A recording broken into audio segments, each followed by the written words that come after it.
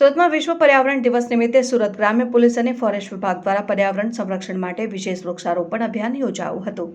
આ કાર્યક્રમ Surat police headquarter ગલુડી ખાતે યોજાયો હતો અને આ અભિયાન અંતર્ગત 16 પ્રજાતિના કુલ 1200 વૃક્ષોનું વાવેતર કરવામાં આવ્યું, જેમાં બીલીપત્ર, વડ, પીપળો, આસોપાલવ અને આંબા જેવા વૃક્ષોનો સમાવેશ થાય છે।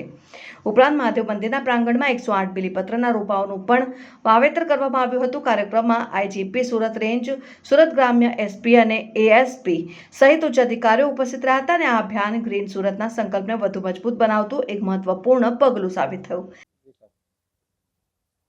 આજરોજ વિશ્વ પર્યાવરણ દિવસ અને માનનીય વડાપ્રધાન શ્રીના જે પ્રધાનમંત્રી કાલના 12 વર્ષ પૂર્ણ થતા હોય તે અનુસંધાને સુરત ગ્રામ્ય પોલીસ એસપી શ્રીના નેતૃત્વમાં સુરત પોલીસ હેડક્વાર્ટરમાં 1200 વિભિન્ન 16 જાતિના વૃક્ષોનું આજે વાવેતર કરવામાં આવેલ છે। આમાં 16 પ્રજાતિના વિભિન્ન વૃક્ષોમાં બીલીપત્ર, વડ, પીપળ, આસોપાલવ જેવા આંબા જેવા વૃક્ષો છે।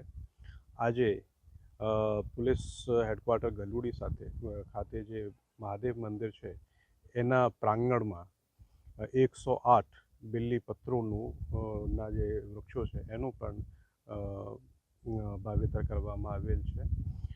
આજના વિશ્વ પર્યાવરણ દિવસ નિમિત્તે મારી તમામ નાગરિકોને એક નમ્ર અપીલ છે કે વધુમાં વધુ વૃક્ષો વાવે અને વૃક્ષોનું જતન કરે, એનું સંરક્ષણ કરે, જેથી કે આપણે પર્યાવરણને બચાવવા અને એને વધારે અભિવૃદ્ધિ કરવામાં સફળ થઈએ। ધન્યવાદ। Bureau report, Satya TV news, Surat.